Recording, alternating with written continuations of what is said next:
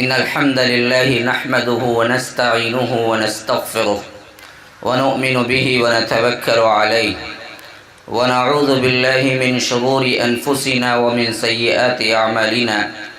من يهده الله فلا مضل له ومن يضلل فلا هادي له، وأشهد أن لا إله إلا الله وحده لا شريك له، وأشهد أن محمدا عبده ورسوله. أما بعد، فإن خير الحديث كتاب الله، وخير الهدي هدي محمد صلى الله عليه وسلم، وشر الأمور محدثاتها، وكل محدثة بدعة، وكل بدعة ضلالة، وفي رواية وكل ضلالة في النار. فأعوذ بالله من الشيطان الرجيم. بسم الله الرحمن الرحيم. ولقد أرسلنا رسلا من قبلك وجعلنا لهم أزواجا وذرية. وقال تعالى: رب هب لي من الصالحين. يا أيها الذين آمنوا قوا أنفسكم وأهليكم نارا. اللهم أرنا الحق حقا وارزقنا اتباعه، وأرنا الباطل باطلا وارزقنا اجتنابه. اللهم علمنا ما ينفعنا وانفعنا بما علمتنا وارزقنا علما. رب اشرح لي صدري ويسر لي أمري واحلل عقدة من لساني يفقه قولي. اس اللہ کے نام سے ابتدا جس کے ناموں کی کوئی انتہا ہی نہیں. اس ذات اقدس پر کروڑوں درود و سلام ہوں جو تمام کائنات کے لیے رحمت للعالمین بن کے آئے تھے. محترم صدر جلسہ، اسٹیج پر موجود معزز علماء کرام، ذمہ داران، برادران اسلام، واجب الاحترام بزرگوں، دوستوں، عزیز ساتھیوں، پیارے بچوں، جس عنوان پر مجھے خطاب کرنا ہے وہ عنوان اولاد کی تربیت مجھے دیا گیا ہے. اس سلسلے میں تمہیدی طور پر کچھ باتیں مجھے کہنا ہے، پھر میں اصل موضوع کی طرف آؤں گا. کنوینر کا تہہ دل سے شکریہ ادا کرتا ہوں کہ ہر مقرر کے ساتھ انہوں نے 5، 10، 15 منٹ لگائے. میں تو اندر ہی اندر ڈر رہا تھا کہ میرے اوپر بھی لگا دیں کوئی تو پھر تو کیا ہے، بات شروع ہونے سے پہلے ہی ختم ہو جائے گی. تو اللہ کا فضل ہے کہ انہوں نے کوئی چیز میرے اوپر لگائی نہیں ہے. تو شاید یہی ہے کہ مجھے مغرب تک کا وقت دے دیا جائے گا، تو شاید میں اپنی بات کو کیا ہے آپ تک پہنچانے میں آسانی، اور مجھے بھی وہ تمام تقاضے جو اس موضوع کے اندر آتے ہیں پورا کرنے میں آسانی پیدا ہو. ویسے بھی بہت دور سے آیا ہوں، یوں نہیں کہ ایسے ہی سنا کے چلا جاؤں. تقریباً 2000 کلومیٹر تو پڑ جاتے ہیں. وہ کنارہ ایک الگ ہے اور یہ ایک کنارہ ہے جہاں پر پہنچا ہوں. اور مسلسل دروس میں ہی یہاں تقریباً میں جمعہ کو آیا تھا یا جمعہ کی صبح پہنچا تھا. تو آپ لوگوں کے سامنے ایسا محسوس ہوتا ہے کہ کوئی اجنبیت نہیں ہے آپ میں اور میرے میں، کہ اپنے لوگوں کو دیکھ کر دل بہت خوش ہوتا ہے. اور آپ اپنے ہی لگتے ہیں، گویا کہ میں چنئی ہی میں درس دے رہا ہوں. اس سے مجھے کوئی بڑا فرق نہیں محسوس ہو رہا ہے. آپ کا سننا اور والیانہ محبتیں ملنا اور اسی طرح کیا ہے شوق ذوق، میں آپ کی کیا ہے قدر کر رہا ہوں اور شکریہ بھی ادا کر رہا ہوں کہ اللہ تبارک و تعالی آپ کو خوش خرم رکھے، اسی طرح ہنستا کھیلتا رکھے. اللہ تبارک و تعالی آپ کو دین و دنیا کی ہر بھلائی سے نوازے. جب تک دنیا میں رکھے دین ایمان کے ساتھ رکھے، جب بلا لے کلمہ توحید لا الہ الا اللہ کے ساتھ بلا لے. ارے آمین تو بولو نا بھائی، کم از کم اس میں بھی دکھتا کیا؟ آمین بولنے میں دانتاں جھڑ جاتے، بہت مشکل ہوتا نہیں. ذرا میں اپنے طور پر بھی گفتگو کروں گا چنئی کی زبان میں بھی، تاکہ آپ ذرا فریش ہو جائیں پھر سنیں. طنز تو نہیں ہے، اس حیثیت سے کرتا ہوں کہ سن کے کیا ہے ایک طرح کا جو جمود طاری ہو جاتا ہے اس کو تھوڑا سا ہٹانے کے لیے. اچھا، ایک بات ذہن میں رکھیے، اولاد کی تربیت کب سے شروع ہوتی ہے؟ بندہ جب شادی کرتا ہے تو اللہ تبارک و تعالی اولاد دیتا ہے۔ اب کوئی بندہ یہ کر لے کہ شادی نہ کرے اور بڑے خشوع و خضوع کے ساتھ وضو کر کے رات میں تہجد کے وقت میں اٹھ کے اللہ تبارک و تعالی کے پاس رکعت 8 رکعت وتر وغیرہ ادا کر کے بڑے ہی خلوص کے ساتھ دعا شروع کر دے کہ اللہ مجھے صالح اولاد عطا کر، تو اللہ کہاں دے گا؟ اس کے پیٹ میں دے گا، ہے نا؟ سبب بھی تو چاہیے نا جی۔ تو شادی کے بعد اولاد ہوتی ہے، جب وہ کام کر کے پھر اس کے بعد وہ کرے گا دعا، تو یہ قبولیت کے لیے کیا ہے؟ درجہ بھی ہے، فضیلت والا عمل بھی ہے۔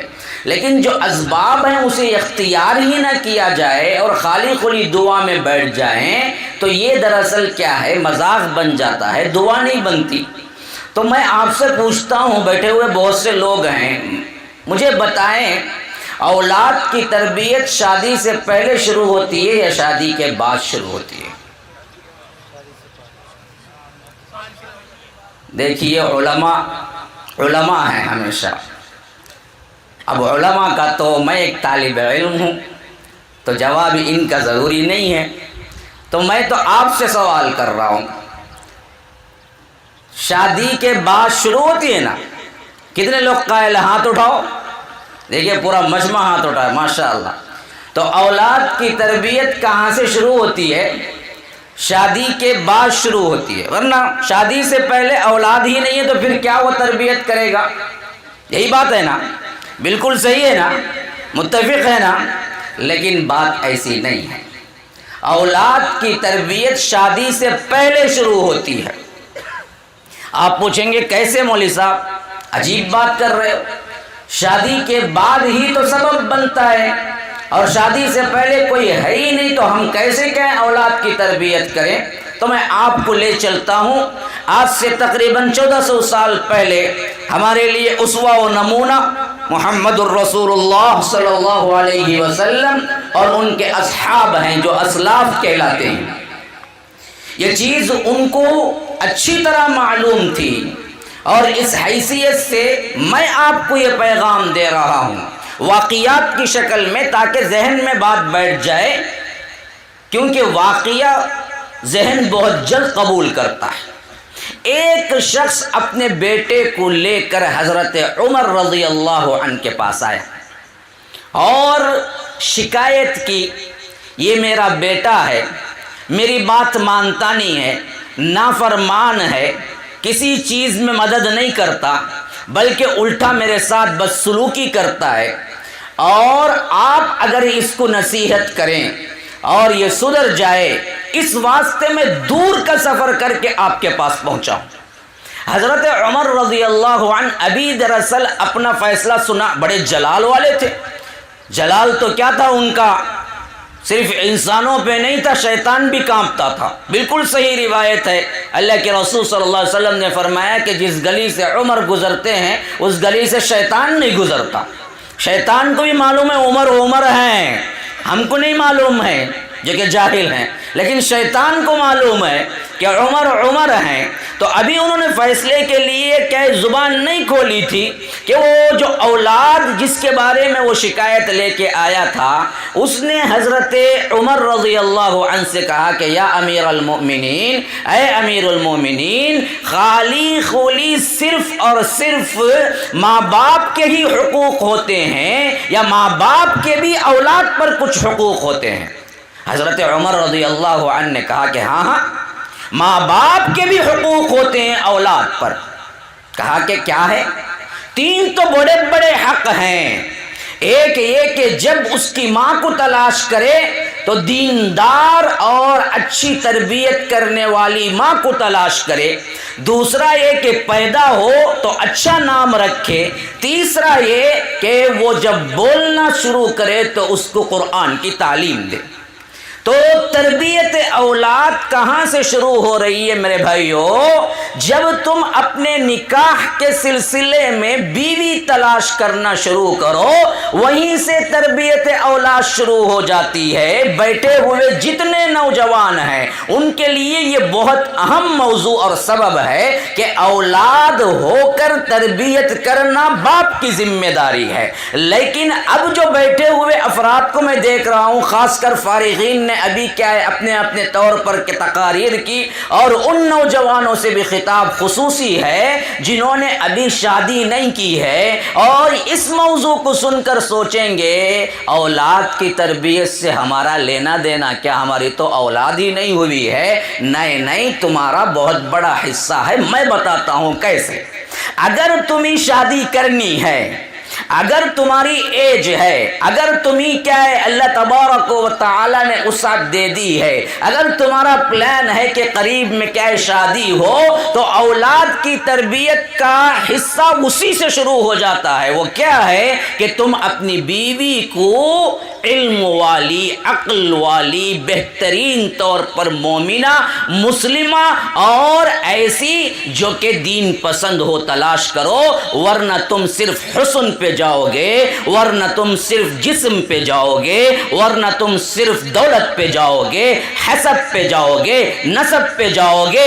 اللہ کی قسم شاید تمہیں وہ مل جائے، لیکن اللہ تبارک و تعالی اپنے حبیب کے ذریعے فرماتا ہے اس کو تربیت اولاد کے سلسلے میں مکمل ضابطہ نہیں ملے گا۔ ماں کچھ پڑھی لکھی نہیں ہے، ماں دیندار نہیں ہے، ماں کے اندر احساسات نہیں ہیں اپنی اولاد کو تربیت کرنے کا، تو یاد رکھو پھر تربیت کیسے بنے گی؟ تم نے شادی کے وقت دیکھا کہ گوری ہو، ہاں گورا ہونا بذات خود کوئی اچھا یا برا نہیں ہے، کیونکہ وہ اس کے ہاتھ میں ہی نہیں ہے۔ اللہ دیتا ہے رنگ، کسی کو کالا بنا دیا، کسی کو گورا بنا دیا۔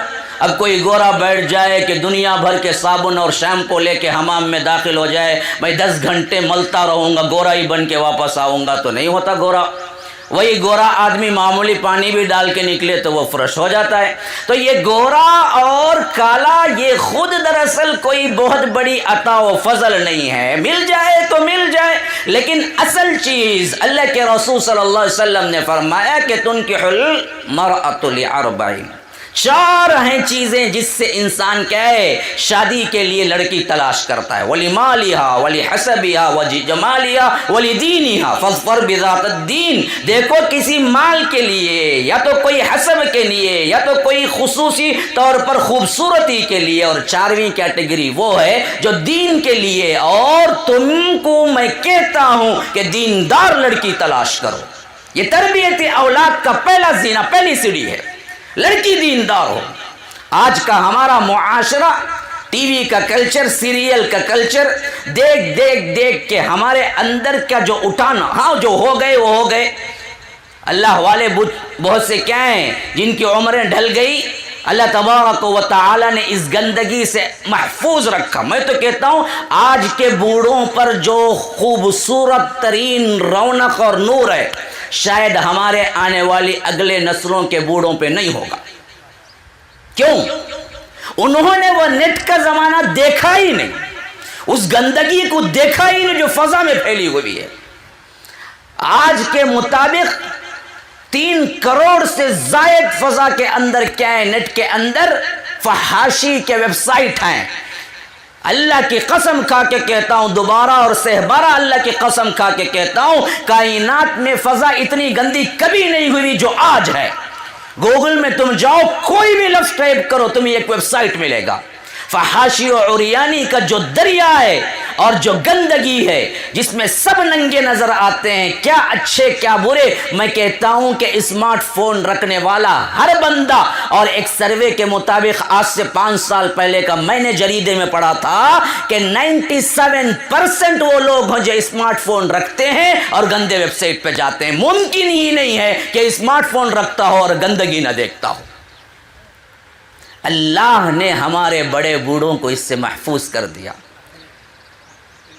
اللہ تبارک و تعالی نے آج ہم جو دیکھتے ہیں اپنے اسلاف کو، اپنے بوڑھوں کو جو نور نظر آتا ہے، آج کے زمانے میں جو بچے ہیں کل کے جو بوڑھے بنیں گے یا جوان ہیں، میں سمجھتا ہوں کہ ان کے چہروں پر یہ نور ملے گا ہی نہیں، کیوں نہیں؟ انہوں نے فحاشی کے وہ مناظر کبھی دیکھے ہی نہیں، موقع ہی نہیں ملا۔ لیکن آج کا ہر نوجوان وہاں پہنچتا ہے، خواہ وہ عالم ہو ظالم ہو۔ ایسا ہے کہ کئی حیثیتوں سے ہم نے خود دیکھا کہ اچھوں کا موبائل پہ فحاشی و عریانی کے بڑے بڑے پکچر ڈاؤن لوڈ ہوتے ہیں۔ کہاں جائے گی پھر یہ امت؟ ایسے فحاشی کے زمانے میں تربیت اولاد کا مضمون سب سے اہم ترین ہے، اور اس کی شروعات اس سے زیادہ اہم ترین ہے کہ اگر تمہیں ابھی شادی جن کی نہیں ہوئی ہے، وہ لوگ جو بیٹھے ہوئے ہیں، ابھی سے تہیا کرو، مقصد بناؤ، اپنی زندگی کا عنوان بناؤ کہ جب لڑکی تلاش ہوگی، ماں باپ کریں گے تو ان پر بھی یہ بات ثابت کریں گے، آپ حد بندی لگائیں گے، میرے لیے مالدار نہ ڈھونڈو، میرے لیے حسب والی نسب والی کا مسئلہ نہیں، میرے لیے قبائلی کا مسئلہ نہیں، میرے لیے قبیلے کا مسئلہ نہیں، میرے لیے فلاں کا مسئلہ نہیں، مسئلہ اگر ہے تو میرے لیے دینداری کا ہے۔ اہل الحدیث خاندان سے دیکھو، دیندار لڑکی کو دیکھو، یہ دیکھو کہ تربیت کی ہوئی ہو، پڑھی ہوئی ہو، کہیں سے فارغہ ہو، کہیں سے عالمہ ہو، کہیں سے فاضلہ ہو، خواہ کالی کلوٹی حبشی کیوں نہ ہو، کر لو، تم نہیں تمہارا پورا خاندان محفوظ ہو جائے گا۔ صرف تم نہیں، تمہاری نسلیں محفوظ ہو جائیں گی۔ اللہ تبارک و تعالی تمہاری نسلوں میں برکت دے گا، بڑے بڑے علماء و صلحاء کو پیدا کرے گا۔ پہلے اسٹیپ کو سمجھو، آج امت کو سب سے بڑی رہنمائی کے اس میں ضرورت ہے۔ نوجوان امنگ و آرزوؤں کا ایک ایسا سیکشن ہے نوجوانی جس میں انسان اندھا ہوتا ہے، جوش ہوتا ہے، ہوش نہیں ہوتا، اور اس وقت کرنے والی غلطی پوری زندگی اسے کاٹتی رہتی ہے۔ ایسے وقت میں پاؤں پھسلا، کسی سے محبت ہو گئی، فلاں ہو گئی، ناہنجار تھی، ظالم تھی، اور نفس پرست تھی، خود پرست تھی، خوبصورتی کے چکر میں آئے، شادی کر لی، یاد رکھو تم بھی برباد ہو اور ساتھ ساتھ تمہاری پوری نسلیں بھی برباد ہیں۔ پہلا اسٹیپ سمجھو۔ اسی لیے حضرت عمر نے کہا کہ تمہاری ماں کو دراصل اچھا تلاش کرے، تو اس لڑکے نے کہا امیر المومنین، اس نے میری ماں کو جو تلاش کیا وہ ایک ناچنے والی لونڈی تھی جس سے اس نے نکاح کیا، پہلا حق میرا مار کھایا۔ اولاد کہہ رہی ہے، ہاں لو میرج کا بڑا چرچہ ہے، ان بدبختوں کو معلوم نہیں کر کے تم اگر اولاد لا بھی لیے اور اولاد بڑی ہو کر معلوم ہوا ماں باپ لو میرج کرو تو کیا عزت رہ جائے گی اولاد کے دل میں، اور تم کیسے روک سکے گے اپنی اولاد کو کہ تم کیا ہے لڑکیوں کے چکر میں نہ پڑو۔ تم نے خود وہ کیا تھا ارینج میرج پہ، اور ارینج میں نے سنا تھا یہاں پر یہ وبا عام ہے کہ ارینج میرج پہ جب تک اپنے قبیلے کا، اپنے نسل کا، اپنے خاندان کا، اپنی برادری کا نہیں ملتا، حتیٰ کہ 40 45 سال 50 سال بوڑھی ہو کے مر جائیں لیکن لڑکا نہیں دیا جاتا۔ یہ کون سی اسلامیت ہے؟ یہ کون سی دینداری ہے؟ یہ کون سی اہل الحدیثیت ہے؟ رب کائنات کا اعلان ہے کہ یا ایھا الناس انا خلقناکم من ذکر و انثی وجعلناکم شعوبا وقبائل لتعارفوا ان اکرمکم عند اللہ اتقاکم۔ اے لوگوں سنو، تم سب آدم اور حوا کی اولاد ہو، تم سب ایک ہو، اللہ کے نزدیک کوئی بڑا چھوٹا برادری کی کوئی تقسیم نہیں۔ اگر اللہ نے یہ تقسیمات رکھی ہیں تو اس وجہ سے رکھی ہیں کہ وقبائل لتعارفوا، پہچان کے لیے ہیں، مراتب کے لیے نہیں ہیں۔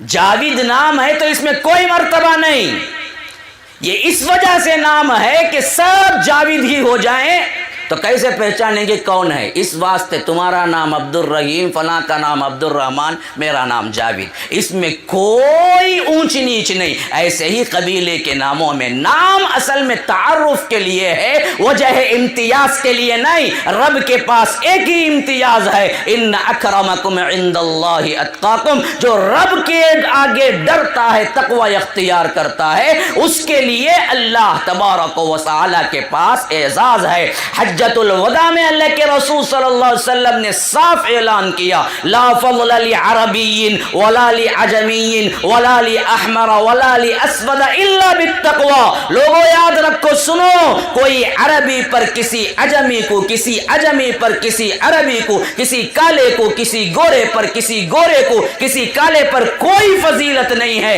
اگر کوئی فضیلت ہے تو وہ اللہ سے جتنا ڈرنے والا ہے اتنی فضیلت ہے۔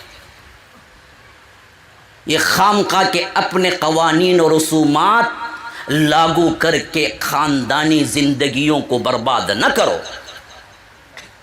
اللہ کے رسول صلی اللہ علیہ وسلم نے فرمایا، اگر تمہارے پاس صحیح رشتہ آ جائے، ہاں، جس رشتے کے بارے میں اس کا دین اچھا ہے، اس کے اخلاق اچھے ہیں، یہ دو ہی دیکھنا ہے، لڑکی ہو یا لڑکا، رشتہ آیا خاندان نہیں، برادری نہیں، فلاں نہیں، فلاں نہیں، دیکھنا کیا ہے؟ دو دیکھو، کیا کیا؟ دین، اخلاق۔ اگر رشتہ آ گیا کسی لڑکی کا یا کسی لڑکے کا، اس کی دینداری، اس کا اخلاق اچھا ہے، پھر بھی تم نے نسب کی وجہ سے، خاندان کی وجہ سے، پیسے کی وجہ سے، خوب کوئی بھی کاز ہو، کوئی بھی اگر تم نے انکار کیا تو اللہ کے رسول نے فرمایا کہ الا تفعلوه تکن فتنة فی الارض وفساد کبیر۔ اگر تم قبول کر لیے، اگر تم نے انکار کیا تو زمین کے اندر بہت بڑا فساد پھیل جائے گا۔ آج وہی فساد پھیلا ہوا ہے چوں طرف، سٹی سے لے کر گاؤں تک۔ چنئی کا تو ماحول ہی چھوڑیے، وہ تو سٹیوں میں بھی بہت بڑی ترقی یافتہ ہے، فحاشی اور یعنی کہ اڈے کھلے ہوئے ہیں، لیکن یہاں تو وہ چیز نہیں ہے۔ لیکن جس چیز کے اندر کوششیں ہو رہی ہیں بسازش دشمنان اسلام کی، جس طرح کیا ہے ٹی وی کے ذریعے، نیٹ کے ذریعے، واٹس ایپ کے ذریعے، یوٹیوب کے ذریعے جو گندگی بھری جا رہی ہے ہمارے نوجوانوں میں، اور بڑے بوڑھوں کی یہ چیز کہ ایک نوجوان تیار ہے یا ایک نوجوان لڑکی شادی کی عمر کو پہنچ گئی ہے، بڑے بوڑھے اپنے رواج کے مطابق کہہ رہے ہیں کہ جب تک ہمارے خاندان کا لڑکا نہیں ملے گا ہم تیری بیاہ اور تیری شادی نہ کریں گے، ولو بالفرض۔ اس کی وجہ سے کوئی نوجوان یا کسی نوجوان لڑکی کا گندگی میں پڑ جانا ہو گیا، یاد رکھو اللہ ماں باپ سے پوچھے گا اس سے زیادہ، تم سوالیہ نشان بنو گے۔ خاندان برادری کی کوئی حد بندی نہیں، اخلاق دینداری کی حد بندی ہے۔ فرمایا کہ ایسا رشتہ ہے قبول کر لو، نہیں، الا تفعلوه تکن فتنة فی الارض وفساد کبیر، کہ زمین میں فساد برپا ہو جائے گا، فتنہ برپا ہو جائے گا، اور یہی ہو رہا ہے۔ بچیوں کو نہ بٹھاؤ، بچوں کو بھی عمر زیادہ نہیں، کمائے پڑھے، ایک تو کیا ہے ہمارے ماحول میں 30 سال 35 سال شادی نہیں ہوتی ہے، ابھی آئی میں گیا ہے، ابھی تو اس کی تنخواہ 25,000 ہے، ابھی تو فلاں ہے، اس کو کیا ہے تقریباً 1 لاکھ کمانا ہے، پھر اس کے بعد ہم کیا ہے لڑکی کو ڈھونڈیں گے۔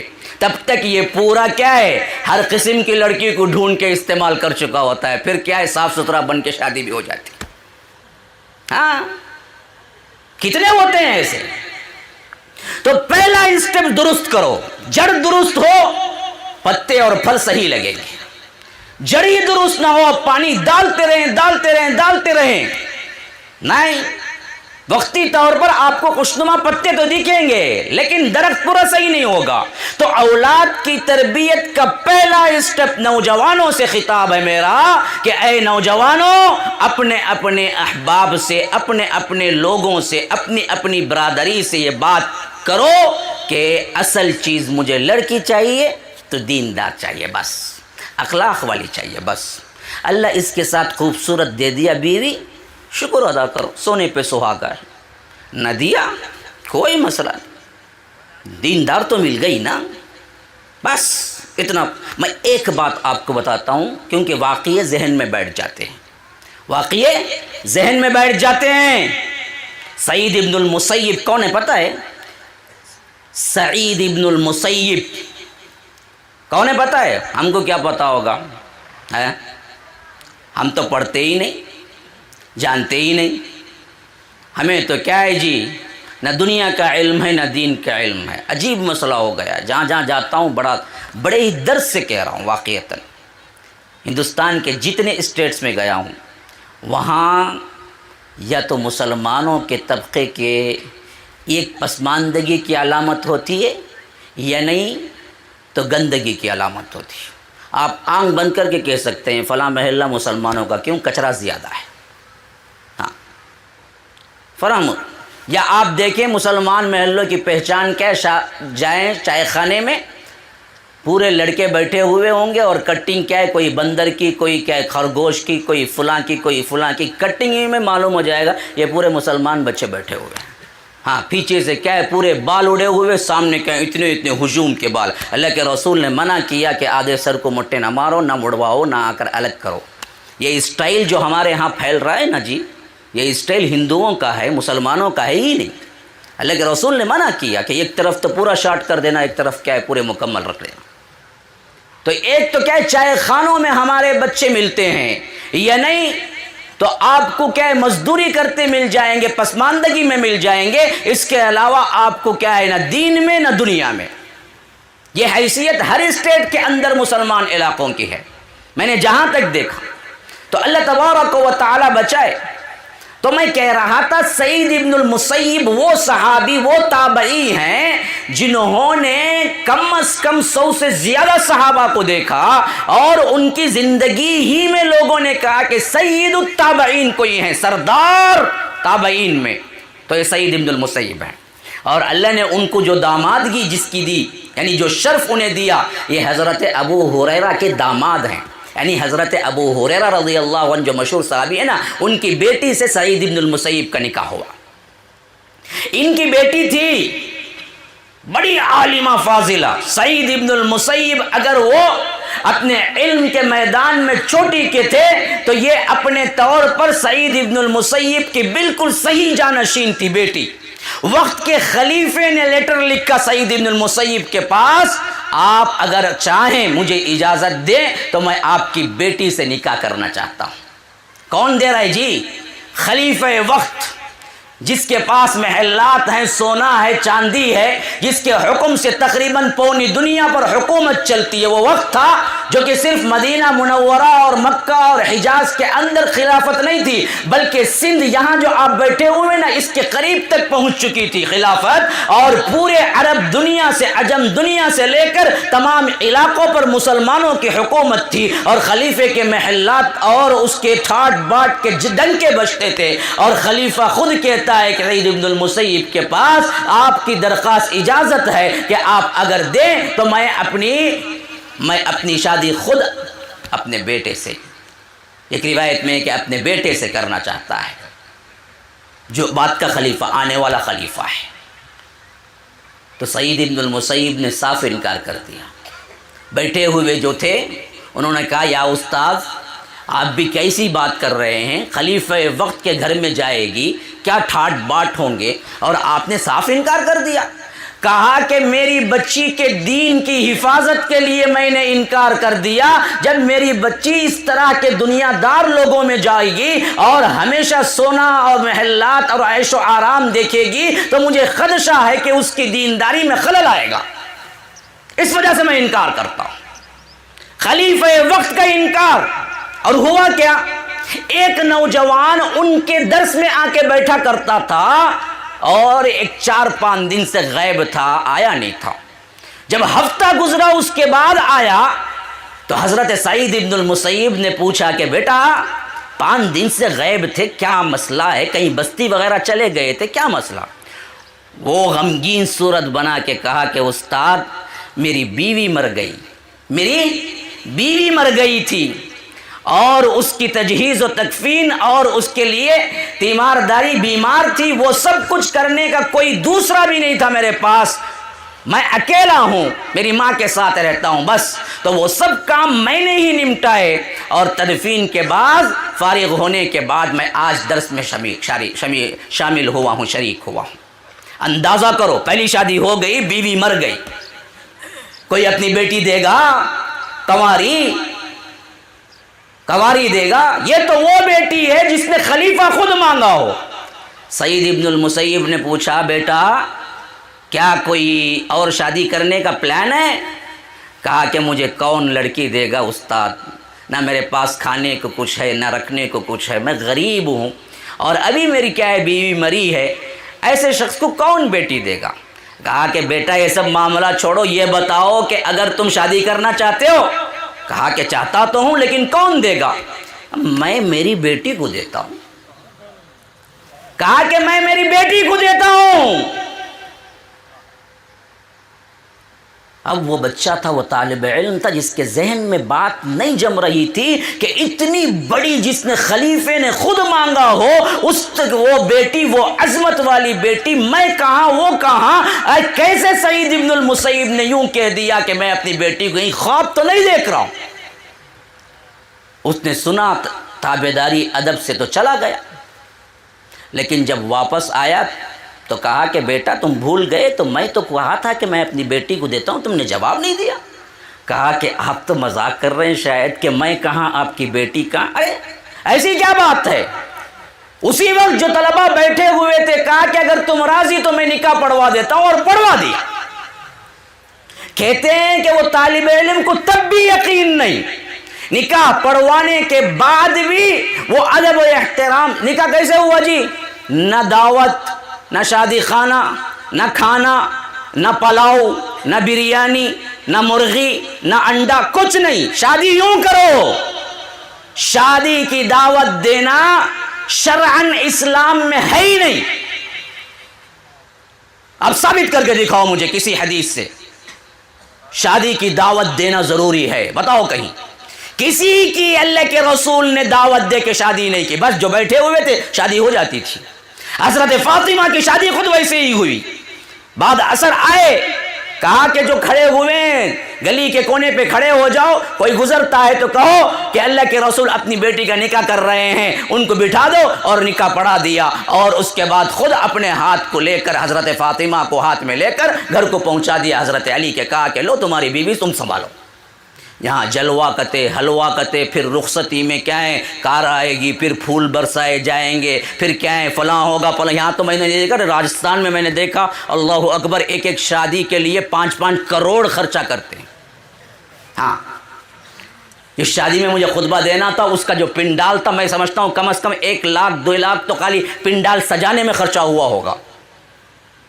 وہیں بیٹھ کے میں نے بولا کہ یہ چیز جو کر رہے ہو کس کی اجازت؟ پھر اہل الحدیث تھے، اس کی بات تو یہ تھی، کیا اہل الحدیث خالی سینے پہ ہاتھ باندھنا، انگلی ہلا لینا، بس کیا ہے چند رسومات کا ادا کر لینا، یہ اہل الحدیثیت ہے؟ یا ہر حدیث پہ چلنے کا نام اہل الحدیث ہے؟ بتاؤ تو صحیح، ہم نے کیا رسم کے لیے اہل الحدیث کا نام جوڑ رکھا ہے؟ تو وہ بندے چلے گئے، اب اندر گھر میں جا کے امی سے کہہ رہے ہیں کہ امی، سعید ابن المسیب نے اپنی بیٹی کا نکاح مجھ سے کر دیا ہے۔ تو ماں نے کہا کہ بیٹا تیری بیوی مر گئی ہے تو تیرا دماغ ذرا خراب ہو گیا ہے۔ ہاں، سعید ابن المسیب کی بیٹی کہاں، تو کہاں، اور تو کہتا ہے کہ سعید ابن المسیب نے کیا ہے بیٹی کا نکاح میرے سے کر۔ انہوں نے کہا کہ قسم کھا کے کہتا ہوں کہ سعید ابن المسیب نے اپنی بیٹی کا نکاح مجھ سے کیا ہے۔ ماں نے کہا کہ دیکھیں گے جب تو لے کے آئے گا اپنی عارس کو، اپنی دلہن کو، تب میں دیکھوں گی کہ تیری بات صحیح ہے نہیں۔ ابھی یہ باتیں ہو ہی رہی تھی کہ دروازہ کھٹکھٹایا گیا۔ دروازہ اندھیرا تھا، دروازہ کھول کے پوچھا کون؟ کہا کہ سعید ہوں۔ انہوں نے پوچھا کون سعید؟ کہا کہ سعید ابن المسیب ہوں۔ اب کانپ گئے، کہا کہ استاد آپ دروازے پہ؟ کہا کہ نہیں، تم اپنی بیوی کو بھول گئے تھے نا، لا کے چھوڑنے کے لیے آیا ہوں، اب تم اپنی نئی زندگی کا آغاز کرو۔ لو کہتے ہیں کہ میں اپنی بیوی کو لے جا کے اندر بٹھایا تو شرم کے مارے پانی پانی ہو رہا تھا، کیونکہ میرے پاس کھانے کے لیے کچھ نہیں تھا سوائے ایک روٹی کے ٹکڑے کے، جو کہ ہم دونوں بانٹ کے کھانا چاہتے تھے رات میں۔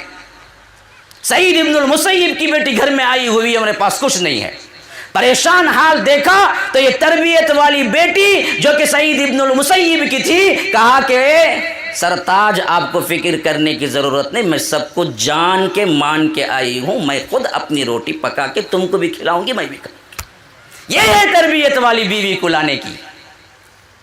اس کا سب سے بڑا محور یہ ہوتا ہے کہ شوہر کو خوش رکھے۔ پھر اس کے بعد 4-5 دن اور غائب، داماد جی دکھے ہی نہیں۔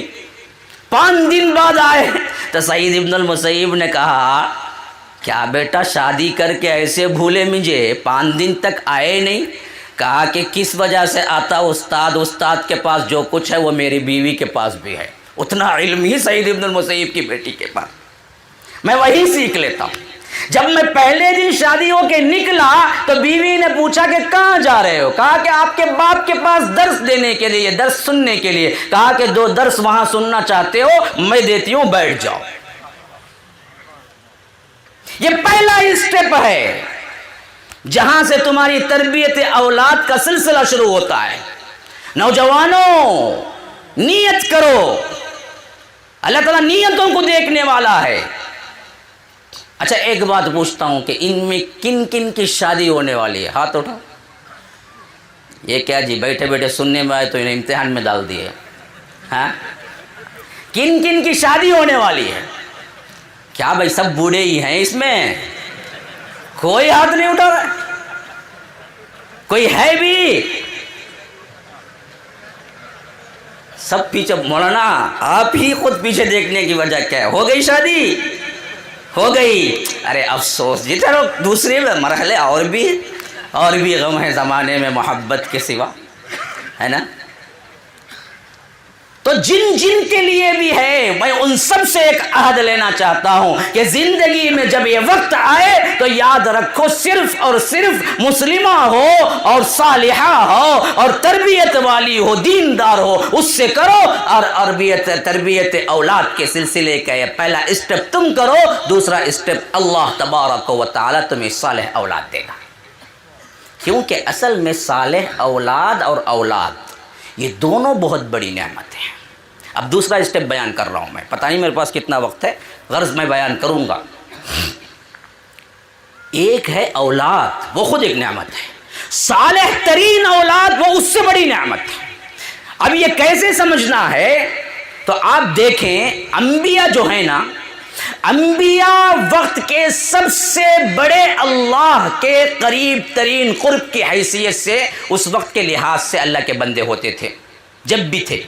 اور آخری نبی محمد الرسول اللہ صلی اللہ علیہ وسلم جو آئے تھے وہ تمام دنیا میں بسنے والے انسانوں سے زیادہ اللہ تبارک و تعالیٰ کے انعاموں کی بارش، اور اللہ تبارک و تعالیٰ نے انہیں بلند ترین درجہ دے رکھا تھا، وہ قریب تھے۔ لیکن کسی نبی نے اپنی تنگی یا فقر یا دولت کی کمی کی وجہ سے اللہ سے دولت نہیں مانگی۔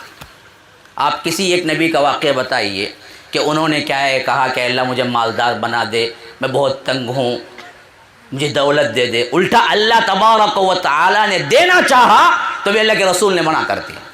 حدیث میں آتا ہے اللہ تبارک و تعالیٰ نے اللہ کے رسول صلی اللہ علیہ وسلم سے فرمایا کہ اگر آپ چاہیں تو مکے کی وادیاں میں آپ کو سونے کا بنا دیتا ہوں۔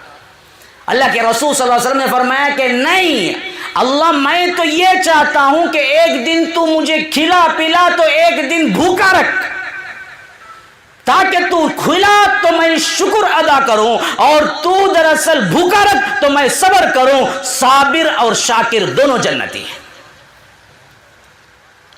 تو کبھی دنیا نہیں مانگی لیکن اولاد مانگی ہے۔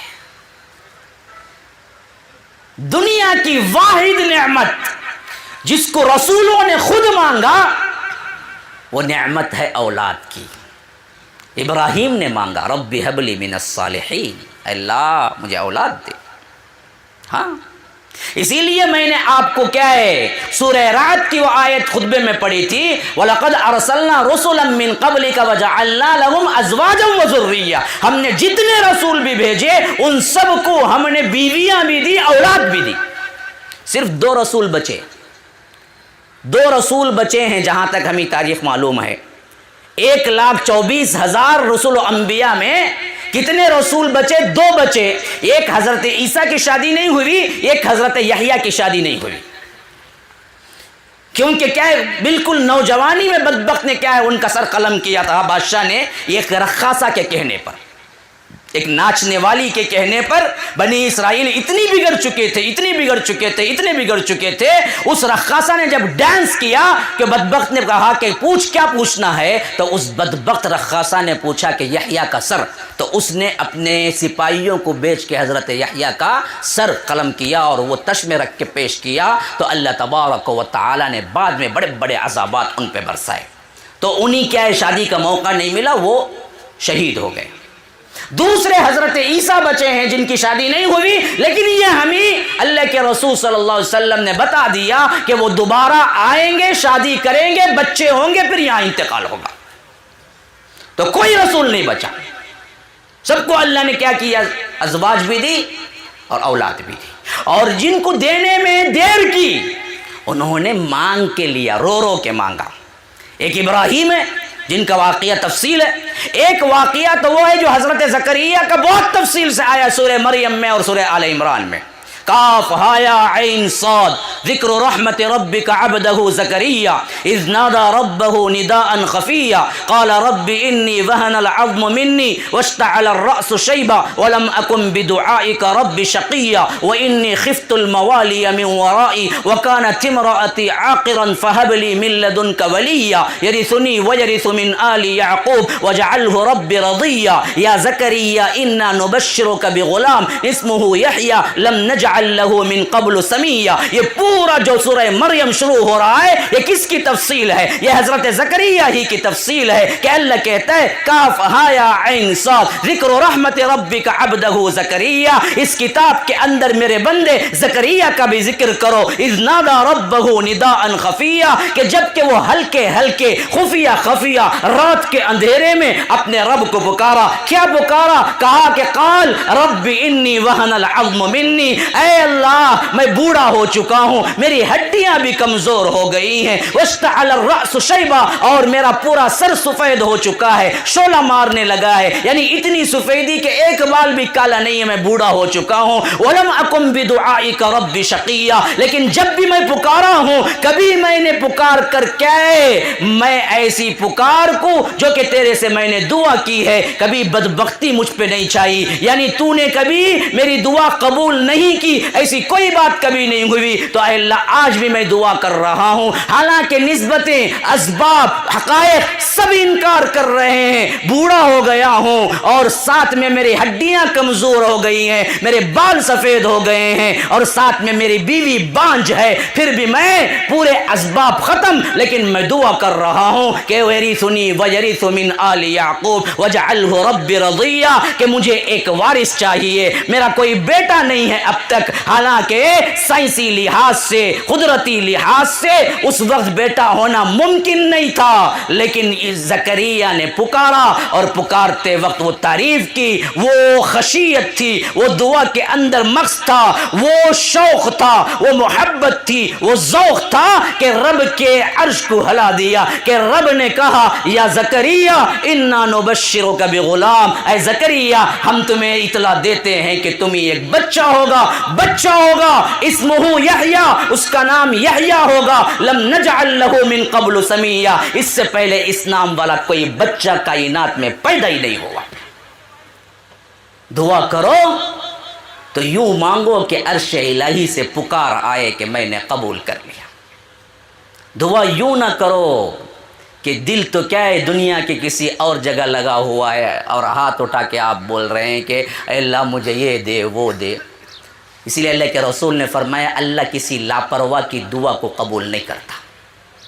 ہاں دعا تو کر رہے ہیں لیکن دل کہیں اور ہے، ایسی دعائیں اللہ قبول نہیں کرتا۔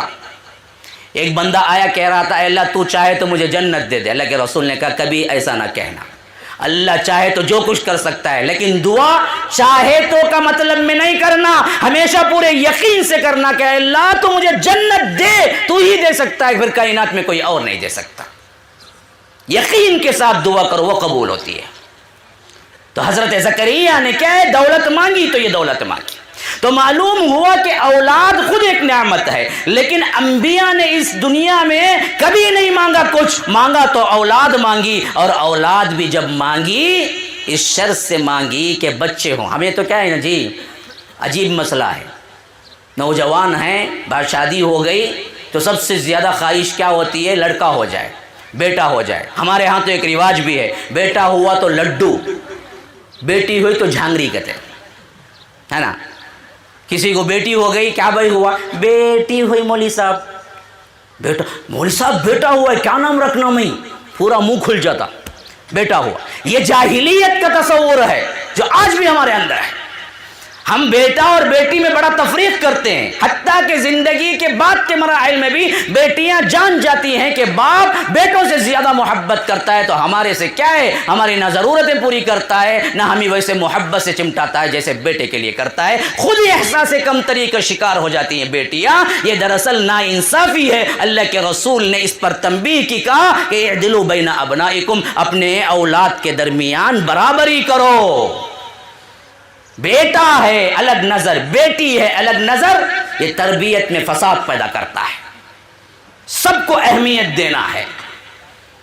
تو مانگنے والے کیا مانگتے، بیٹا دے، بیٹا دے. یاد رکھو، نبی نے مانگا تو بیٹا بیٹی نہیں، مسئلہ یہ مانگا کہ حبلی من الصالحین، اے اللہ صالح اولاد دے، صالح اولاد دے. اچھا بچہ پیدا ہو گیا، پھر تربیت میں سب سے پہلا مقام کیا ہے، وہی جو حضرت عمر نے اس بچے سے کہا تھا جس نے پوچھا تھا کہ کیا حقوق ہیں، تو کہا کہ اچھا نام رکھے. تو اس نے کہا امیر المومنین اس نے میرا نام جعل رکھا ہے. اور جعل کسے بولتے ہیں عربی میں معلوم، گوبر میں جو رہنے والا کیڑا ہوتا ہے نا اسے بولتے ہیں. اب نام ایسا رکھے تو بچہ ولی اللہ بنے گا. ہاں کیا کرتے لوگ، نہ مانا دیکھتے نہ کچھ، کیا نہ ایک کیا رکھ دیتے، کیا نہ ایک کیا، درگاہوں کے نام پر، باباؤں کے نام پر، فسادیوں کے نام پر، ہے نا. کتنے ایک دور میں کیا ہے، یہ شاہ رخ خان کا بہت چلتا تھا. ہاں کس کا نام پوچھو، کیا جی نام، شاہ رخ خان کہتے. کھائی خوبا شاہ رخ خان رکھ لیا، انہیں جہنم میں جاتا کہ تو بھی جاتا ساتھ میں. فلم ایکٹر سے، سینی ایکٹر سے کیا ویسی محبت کے اپنے بیٹوں کا نام رکھو تو عمر رکھو، رکھو تو ابو بکر رکھو، رکھو تو عثمان رکھو، طلحہ رکھو، زبیر رکھو. اللہ تبارک و تعالی نے اللہ کے حبیب کے ذریعے جن جن کو دنیا میں جنت کی بشارت دی، سعد ابن ابی وقاص ہے، عبد الرحمن بن عوف ہے، ابو عبیدہ ابن الجراح ہے. ان ناموں کو رکھو. یہ نسبتیں ہیں جو ناموں کا اثر رکھتی ہیں. تو اچھا نام رکھو. تربیت کا دوسرا سیشن تو غرض کے میں بیان کرا. تیسری تربیت اولاد کے سلسلے میں حقوق الگ ہیں، کیونکہ کیا اس کے بعد عقیقہ بھی ہے، اس کے بعد کیا ہے، اس کے مسائل بھی ہیں. میں ان مسائل میں نہیں جاتا، میرے پاس وقت بھی نہیں ہے. تربیت اولاد کے سلسلے میں سب سے بڑی نگرانی جو ہے وہ حضرت عمر نے وہ بچے کو بھی جو سمجھا وہ کیا تھا، قرآن کی تعلیم دے. ہمارا مسئلہ کیا ہے جی، توتلی زبان میں جب وہ بولنا شروع کرتا ہے تو ہم بولتے بولو بیٹا، ابو بولو، امی بولو. اللہ بولو سکھاؤ میرے بھائیو. اقرا بسم ربک الذی خلق. پڑھ، کیا پڑھنا ہے، اس رسول کو کہا جا رہا ہے جس رسول کو پڑھنا نہیں آتا، لیکن حکم جو ہوا ہے پہلی وحی کا وہ کیا ہے، پڑھ. کیا پڑھنا ہے، بسم ربک الذی خلق، اس رب کا نام جس نے پیدا کیا. پہلی تعلیم، تعلیم رب کی معرفت، تعلیم رسول کی معرفت، تعلیم ایمان، تعلیم توحید، تعلیم نماز.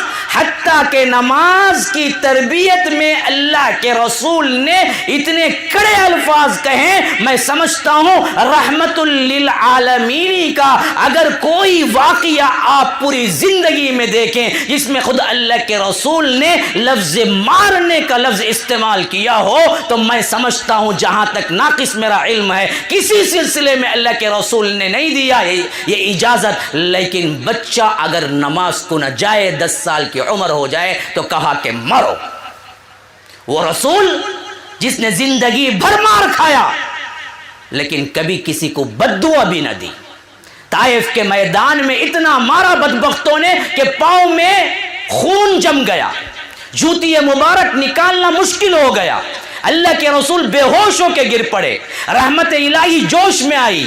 اللہ تبارک و تعالی نے جبرائیل کے ساتھ طائف کے وادی کے 2 پہاڑوں کے فرشتوں کو بھیج دیا۔ جبرائیل نے سلام کر کے کہا، اے اللہ کے رسول پورے میرے ساتھ پہاڑ کے فرشتے بھی سلام کہتے ہیں، اگر آپ حکم دیں کہ یہ 2 پہاڑوں کے درمیان بسنے والی طائف کی بستی کو ہم پیس کے رکھ دیں گے، صرف آپ کا حکم ضرورت ہے، حکم دیں تو ہم ان 2 پہاڑوں کو ملا دیں گے۔ اتنا مار کھانے کے باوجود بھی زبان مبارک سے نکلا تو کیا نکلا؟ اللہم اہد قوما فانہم لا یعلمون، اے اللہ ان کو ہدایت دے دے، یہ مجھے جانتے نہیں ہیں۔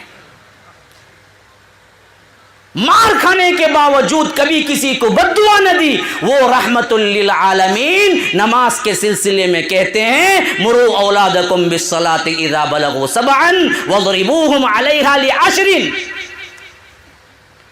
بچوں کو 7 سال کی عمر سے نماز کو بھیجو، 10 سال ہو کر بھی نماز کو نہ جائے تو مرو۔ حالانکہ بلوغت کی عمر کسی کو 13 ہوتی ہے، کسی کو 14 ہوتی ہے۔ اللہ کے رسول نے یہ نہیں کہا کہ بالغ ہونے کے بعد نماز نہیں پڑھتا تو مارو، کہا کہ 10 سال بعد مارو۔ کیوں؟ تربیت ہونی ہے، اسے زندگی میں کبھی نہیں چھوڑنا ہے، یہ تربیت ہونی ہے۔ تو تربیت میں نماز، توحید، تعلیم، قرآن،